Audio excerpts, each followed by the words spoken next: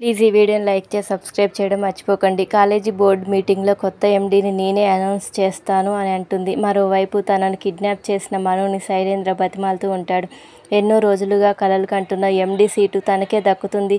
ఈ టైంలో నన్ను ఎందుకు కిడ్నాప్ చేశావు అని చెప్పి అడుగుతూ ఉంటాడు. గతంలో నేను చేసిన తప్పులు ఏమైనా ఉంటే నన్ను క్షమించి వదిలేయ్ అని చెప్పి నీ కాలు పట్టుకుంటాను, వదలమని చెప్పి బతిమాలుతూ ఉంటాడు.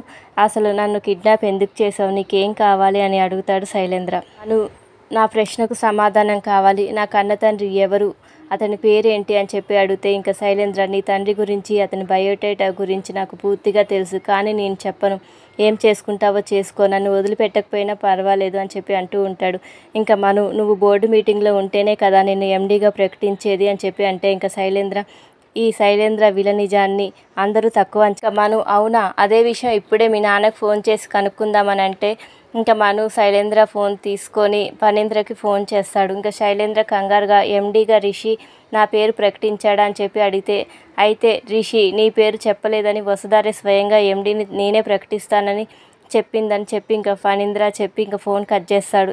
ఇక్కడే ఉంటే నా కల ఎప్పటికీ నెరవేరదని ఇంకా శైలేంద్ర బాధపడుతూ తండ్రి ఎవరనే నిజాన్ని బయట పెడతాను అని చెప్పి మా బాబాయ్ మహేంద్ర నీ తండ్రి అని ఫణీంద్ర చెప్పినా నమ్మడు. ఇక్కడి నుంచి తప్పించుకోవడానికి శైలేంద్ర నాటకం ఆడుతున్నాడని చెప్పి ఇంకా గన్ తీసి ఇంకా శైలేంద్రకు గురి పెడతాడు. మరోవైపు బోర్డు మీటింగ్లో వసుధార కాలేజీ ఎండీగా రిషిని ప్రకటిస్తుంది. రిషి మాత్రం అందరూ ఒప్పుకోకుండా మీటింగ్ నుంచి వెళ్ళిపోతారు.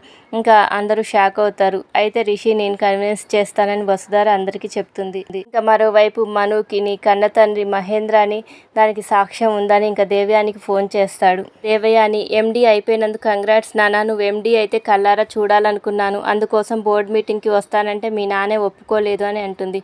ఇంకా శైలేంద్ర మామ్ అది సరే కానీ వసుధార మనుకి రాసిన లెటర్ ఫోటో తీసి నాకు సెండ్ చేయి అని అంటాడు. ఇంకా దేవయాని ఆ లెటర్ ఇప్పుడెందుకు నాన్న అని చెప్పి అడుగుతుంది. ఇంకా దేవయాని అడగడంతో శైలేంద్ర ఏం చెప్పాలో అర్థం కాక అలాగే ఉండిపోతాడు. మరోవైపు బోర్డు మీటింగ్ నుంచి మధ్యలో వెళ్ళిపోయిన రిషి దగ్గరికి వసుధార వెళ్ళి కాలేజీ ఎండీ నువ్వు ఉంటేనే బాగుంటుందని చెప్పి అంటుంది. అయితే తనను అడగకుండా నిర్ణయం ఎలా తీసుకుంటావని రిషి అడుగుతాడు. అయినా వసుధార ఎలాగోలా రిషిని కన్విన్స్ చేస్తుంది. మరోవైపు శైలేంద్ర అనుమానించిన దేవయాని ఫణీంద్ర ఫోన్ చేసి శైలేంద్ర గురించి అడుగుతుంది. ఇంకా ఫణీంద్ర కాలేజీకి రాలేదని బోర్డు మీటింగ్ కూడా కంప్లీట్ అవ్వబోతుందని చెప్తాడు. ఇంకా దేవయాని భయంతో మరి శైలేంద్ర ఎక్కడికి వెళ్ళాడు, లెటర్ ఎందుకు పెట్టమన్నాడు అని చెప్పి అనుమానిస్తూ ఉంటుంది. Thank you for watching. Please subscribe my channel.